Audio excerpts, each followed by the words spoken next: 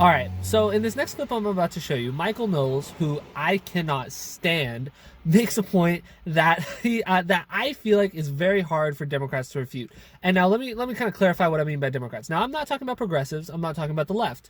I'm talking about Democrats. Now, are some progressives Democrats? Absolutely. I feel like a lot of progressives are Democrats. I'm not talking about those Democrats. I'm talking about the Democrats who are not progressives. And Michael Knowles hits these Democrats with an argument that is incredibly hard to refute. So let's take a look at it, and then we'll come back and talk about it. Turns out, actually, the Democratic Party primary is not terribly democratic. For all the left likes to prattle on about wanting to abolish the Electoral College, make everything more democratic, the Democratic Party primary is actually one of the least democratic electoral institutions in the country. If the Democratic Party primary were purely democratic, then everyone, what would they do? They'd just go to the polls one day and vote, wouldn't they? Then the guy who got the most votes would win. But that's not what happens. Instead, the candidate who gets the most votes in each state might not end up winning because he might not win the most delegates, who are the people who were chosen to actually choose the nominee. But actually, if a candidate does get the most delegates, he still might not get the nomination because Democrats have another anti-democratic system known as superdelegates. Superdelegates are party elites who exist to override the will of Democratic voters. They make up a whopping 16% of the total delegates who will choose the Democratic nominee. He's not wrong. And that pains me to say because I cannot stand Michael Knowles, but he is not wrong. The process to elect the Democratic nominee for presidency is not democratic. It is not a democratic process. He is exactly right. We should have a straight popular vote for electing the nominee, just like how we should have for the presidency. We should not have the Electoral College. We should also not have delegates and we definitely shouldn't have super delegates, but we shouldn't even have delegates.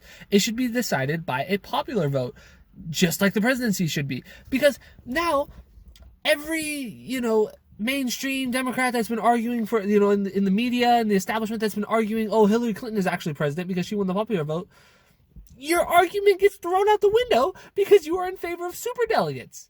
If you support superdelegates, or if you even support the current process of the Democratic primaries besides superdelegates, the fact that we even have delegates, you can't make the argument. You can't make the argument about not having the Electoral College when we also have our pretty undemocratic system. Superdelegates is a very undemocratic thing. They can subvert the will of the people.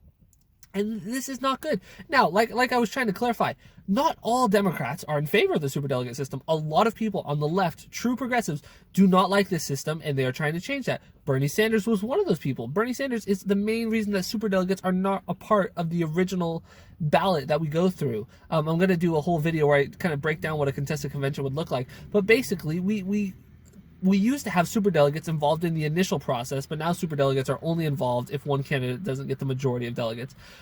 But still, it is just establishment Democrats are shooting themselves in the foot by having superdelegates, because now we can't argue against the Electoral College without them saying, well, you guys have superdelegates, and they're not wrong.